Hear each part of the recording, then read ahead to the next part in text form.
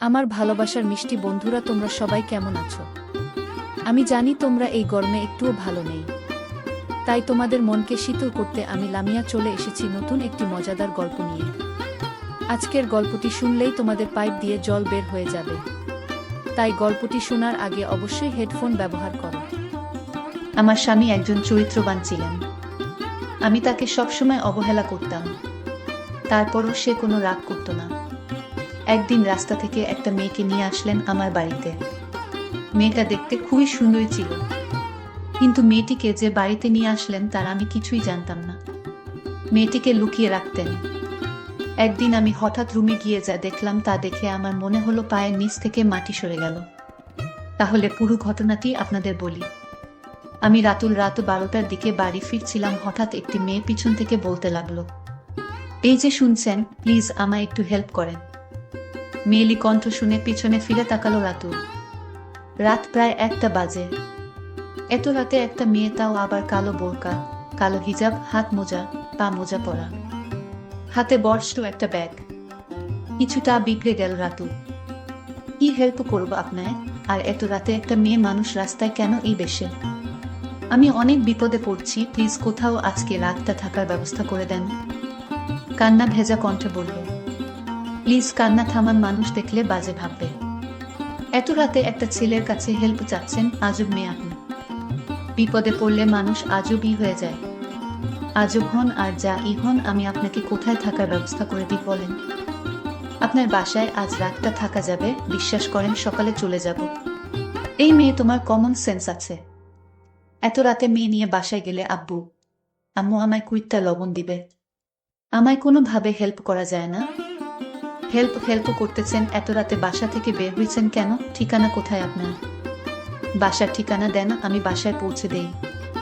বাসায় যাওয়ার হলে আর এত রাতে রাস্তায় থাকতাম না। আমার পরিবারে আপন কেউ নেই, সৎ মা বাবা নেই। তাহলে আমি হেল্প করতে পারব না। হাঁটতে শুরু করলো রাতুল। মনের ভেতর খচখচ করতে লাগল। মেয়েটা হয়তো খুব বিপদে পড়ছে, নয়তো কি অপরিচিত কারো কাছে এত অনুরোধ করে। এখন তো রাস্তায় বখাটেদের অভাব হবে না যদি মেয়েটার কিছু হয়। এই ভেবে আবার পিছন হাঁটতে লাগল। আরে এখানেই তো ছিল, মেয়েটা কই গেল? আশেপাশে খুঁজতে লাগল। দেখে মেয়েটা দেয়ালের আড়ালে বসে আছে। এই যে শুনছেন? আমুচকা কারো ডাক শুনে হকচকিয়ে উঠে মেয়েটা। দেখে ওই ছেলেটা আবার আসছে। আপনি আবার কেন আসছেন? আপনার নিতে আসলাম। ইচ্ছা হলে আমার সাথে চলেন। রাতটা থেকে সকালে চলে এসেন।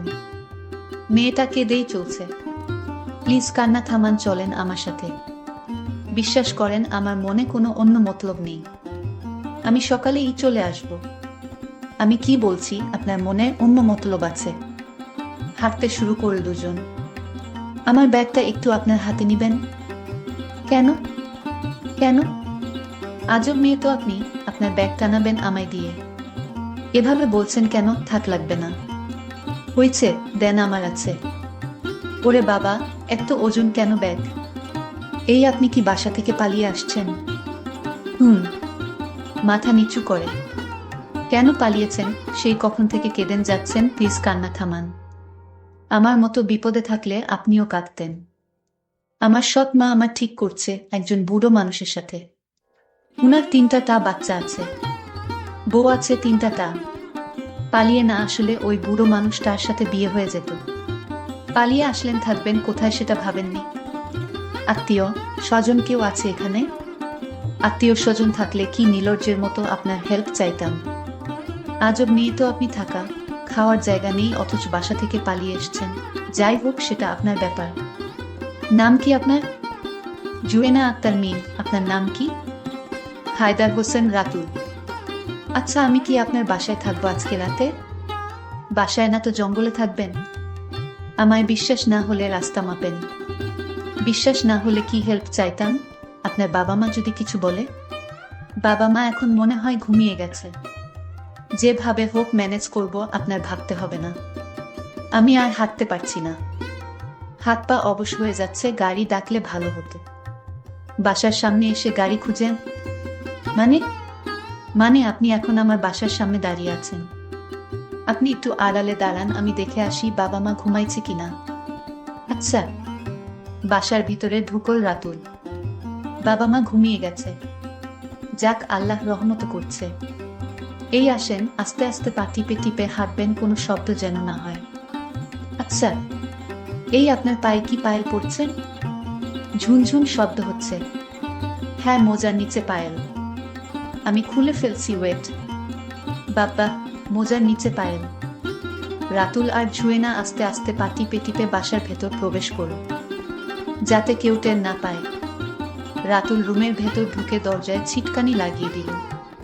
মনে হয় দ্বিতীয় বিশ্বযুদ্ধ জয় করছে। রাতুল ফিসফিস করে জুয়েনার উদ্দেশ্যে বলল, কোনো রকম শব্দ করবেন না। আর এটা আমার রুম, আজকে রাতে এখানেই থাকবেন। জুয়েনা কান্না ভেজা ফাঁপা ফাঁপা কণ্ঠে ফিসফিসিয়ে বলল, আপনি কোথায় থাকবেন? আমি কোথায় থাকবো মানে? আমিও রুমে থাকবো। আপনি খাটে ঘুমাবেন আর আমি সোফায়। হাজার হোক আপনি আমার অতিথি, অপ্রত্যাশিত অতিথিও বলতে পারেন। অতিথির আপ্যায়ন না করলে আল্লাহ আমায় পাপ দিবে। না না, আপনি খাটে ঘুমান, আমি সোফায় ঘুমাবো। এমনিতেই আপনায় অনেক বিরক্ত করছি। বিরক্ত করেননি, ঝামেলায় জড়াইছেন। বাবা মা টের পেলে কি হবে সেটা আল্লাহই জানে। আচ্ছা, আপনি সেই কখন থেকে কেঁদেই যাচ্ছেন, প্লিজ কান্না থামান। কি আপনি মনে হয় অনেক ক্লান্ত। হাত মুখ ধুবো, অনেক ক্লান্ত লাগছে। আচ্ছা, আপনি হাত মুখ ধুয়ে আসেন। আমার খুব ক্লান্ত লাগছে। আমি সোফায় শুয়ে পড়ছি, আপনি খাটে শুয়ে পড়েন ফ্রেশ হয়ে। আর শুনেন, সকালে কেউ দরজা নক করলে দরজা খুলবেন না। দরজা নক করলে আপনি গেস্ট রুমে চলে যাবেন, আর আপনার ব্যাগটাও খাটের নিচে রাখেন। আচ্ছা, কোনো মেয়েলি জিনিসপত্র রুমে রাখবেন না ভুলেও। সব ব্যাগে গুছিয়ে রাখেন। কালকে সকালে চলে যাবেন, কিন্তু দেখতেই তো পাচ্ছেন কত রিস্ক। চলে যাব। আমার বউ তার বাপের বাড়ি গেছে, কালকে দুপুরে চলে আসবে। এসে যদি আপনার এই রুমে দেখে তাহলে একদম মেরে ফেলবে। কি আপনার বউ আছে? কেন, আমার বউ থাকা কি অস্বাভাবিক কিছু? না, সেটা বলিনি। যাই বলেন, যান ফ্রেশ হয়ে শুয়ে পড়েন, আমার খুব ক্লান্ত লাগছে, এখন ঘুমাবো। রাত প্রায় 2টা বেজে গেছে। সকালে উঠে আবার অফিসে যেতে হবে। জুয়েনা হাত মুখ ধুইতে গেল। রাতুল সোফায় শুয়ে পড়ল। লোকটা কত ভালো, আমার জন্য কত রিস্ক নিল। এমন ভালো মানুষও এই যুগে আছে। লোকটার ভেতরে খারাপ কোনো দৃষ্টিভঙ্গি নেই। এসব ভাবতে ভাবতে তাড়াতাড়ি হাত পা ধুয়ে নিল। খুব ক্ষুধা পেয়েছে, কালকে দুপুরে ভাত খেয়েছে, এখন পর্যন্ত এক ফোঁটা পানিও মুখে দেয়নি। আবার খুব কান্না পাচ্ছে, চিৎকার দিয়ে কান্না করতে ইচ্ছে করছে। কান্না করলে বুকের ভেতরটা হালকা হবে, এমনটা হবে জুয়েনা কখনো ভাবতেও পারেনি। আজকের এই রাতটা হয়তো কখনো ভুলতে পারবে না। মাথার ভেতর দাগ কেটে থাকবে। লোকটার কালকে দুপুরে সকালে চলে আসবে। সকালে চলে যেতে হবে, কিন্তু কোথায় যাবে? তার জন্য যে সব দুয়ার বন্ধ। মাথার ভেতর প্রচন্ড পেইন হচ্ছে, ক্ষুধার জ্বালা সহ্য হচ্ছে না। এখন কি লোকটাকে ডাকা ঠিক হবে? অনেক বিরক্ত করছি উনাকে। খাটের উপর বসে রইল, ব্যাগেও খাবার কিছু নেই। লোকটা মাত্র শুইল, খুব ক্লান্ত বোধ হয় উনি। এখন ডাকলে কি রকম রিয়েক্ট করবে কে জানে। যে রকম রিয়েক্ট করার করুক। বিপদে পড়লে সব রকম রিয়েক্ট সহ্য করতে হয়। বিপদটা নিজের ভুলের কারণে হয়েছে, তাই সব রকম পরিস্থিতি নিজেরই ফেস করতে হবে। রাতুলের কানের কাছে গিয়ে আস্তে আস্তে বলল, এই যে শুনছেন, বেশি জোরেও কথা বলা যাবে না। আবার বলল, এই যে শুনছেন, একটু উঠেন প্লিজ। ধুর, উনি উঠছে না। এইটুকু সময়ের ভেতর এত গভীর ঘুমে তলিয়ে গেল। না, এভাবে উঠবে না উনি। অন্য পন্থা অবলম্বন করতে হবে। রাতুলের পায়ে পানি ছিটা দিল। রাতুল সাথে সাথে হকচকিয়ে লাফিয়ে উঠল। এই কে? চুপ। আমি জুয়েনা, কিছুটা বিরক্ত ভাব নিয়ে বলল। ও আপনি? এতক্ষণ তো বোরকা হিজাব পরা ছিলেন, তাই চিনতে পারিনি। খুব বিরক্ত হচ্ছেন তাই না? জানেন আমি কালকে রাতে ভাত খেয়েছি, এখন পর্যন্ত একটু পানিও মুখে দেইনি। ক্ষুধার জ্বালায় ঘুমাতে পারছি না। যদি কিছু খেতে দিতেন। মেয়েটার মুখটা একদম শুকিয়ে আছে, চোখগুলো ফুলে গেছে, নাকের ডগায় ঘাম জমেছে বিন্দু বিন্দু। কি মায়া মেয়েটার ভেতর! এত মায়াবী মানুষ কি করে হয়! খুব মায়া হলো মেয়েটার প্রতি। আচ্ছা আপনি বসুন, আমি ডাইনিং রুম থেকে খাবার নিয়ে আসছি। নিঃশ্বাস ছেড়ে বাচল ছুঁয়ে নাও। না, লোকটা খুব বেশি ভালো। কি ধৈর্য! জগৎটা এত বেশি বৈচিত্র্যময় কেন? কিছু কিছু মানুষ নর্দমায় ময়লা আবর্জনার চেয়েও খারাপ, আর কিছু কিছু মানুষ খুব বেশি ভালো। তখন তাকে খাবার দিল আর বলে দিলাম খেয়ে ঘুমিয়ে পড়ুন। ঠিক আছে, আর আপনাকে ডিস্টার্ব করব না, আমি খেয়ে ঘুমিয়ে পড়ছি।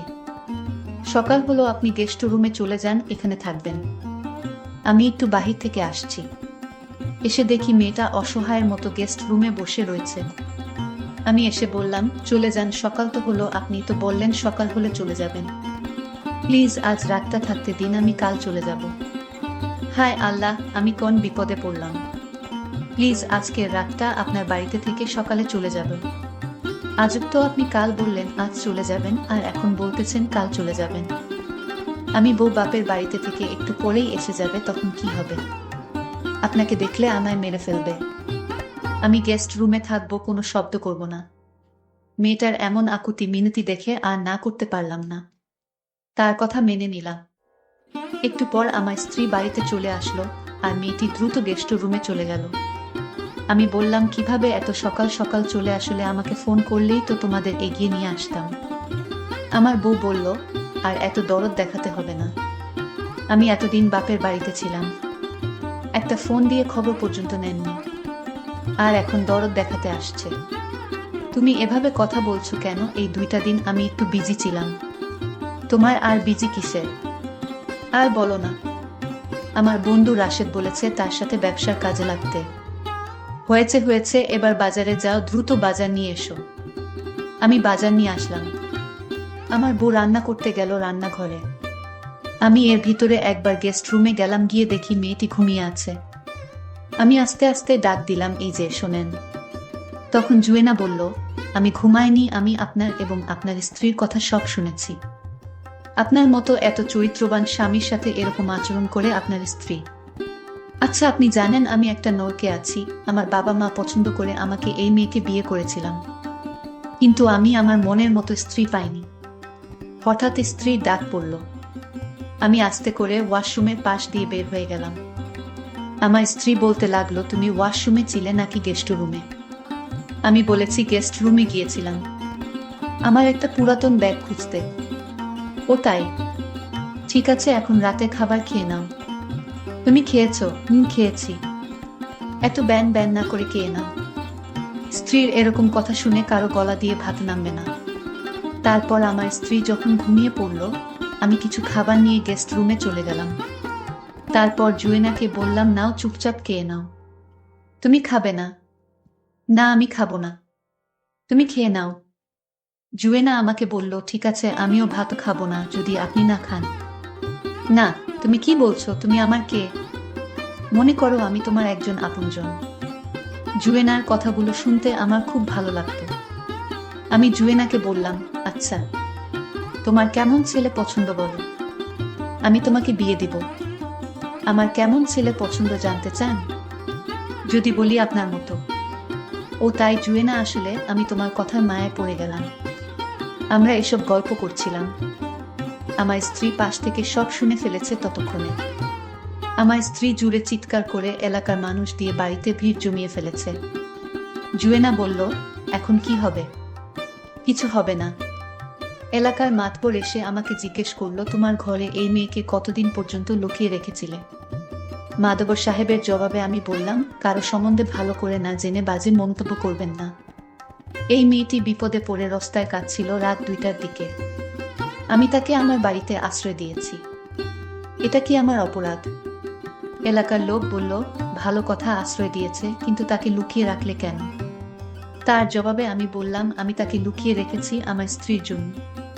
কারণ আমার স্ত্রী যদি অনুমতি নিতাম তাহলে কোনোদিন মেয়েটাকে আশ্রয় দিত না, আর তাই তাকে লুকিয়ে রেখেছিলাম। এটা আমরা মেনে নিতে পারলাম না। মাতবর সাহেব না মেনে নিতে পারলে আমাকে কি করতে হবে বলেন? তোমাকে এর শাস্তি হিসেবে এই গ্রাম ছাড়া হতে হবে। এলাকার সব মানুষ বলাবলি করতেছে। হঠাৎ করে জুয়েনা বলে উঠল, মাতবর সাহেব, আমি রাতুলকে বিয়ে করতে চাই। রাতুলের মতো মানুষ পাওয়া এই যুগে ভাগ্যর ব্যাপার। যদি রাতুল চায় আমি তাকে বিয়ে করতে চাই, তবু রাতুলকে গ্রাম ছাড়া হতে দিব না। কারণ রাতুল সৎ আদর্শবান ব্যক্তি, তার মতো ছেলের বউ হওয়া ভাগ্যর ব্যাপার। আমি তো অবাক হয়ে গেলাম জুয়েনার কথা শুনে। এইদিকে আমার স্ত্রী বলল, তোর কত বড় সাহস, তুই আমার স্বামীকে আমার কাছ থেকে কেড়ে নিতে চাস? রাতুল বলল, আমি তোমাকে রাখতে চাই না। তোমার সাথে সংসার করে আমি জাহান্নামে জ্বলছি। তোমার মতো দুশ্চরিত্রা নারীকে এ বাড়িতে রাখবো না। এতদিন সহ্য করছি, আমার মা বাবার দিকে তাকিয়ে আর সহ্য করব না। তুমি এ বাড়ি থেকে চলে যাও, আমি ডিভোর্স লেটার পাঠিয়ে দেব।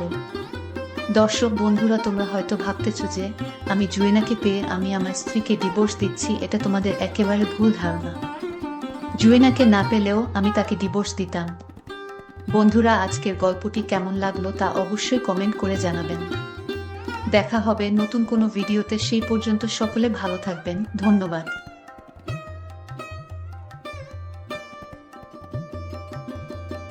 বন্ধুরা, আমি লামিয়া অনেক কষ্ট করে তোমাদের জন্য ভিডিও বানাই। আর পরবর্তী গল্পে আমি আমার ইমো নাম্বার দিব এবং তোমরা সবাই আমার সাথে ভিডিও কলে কথা বলতে পারবা।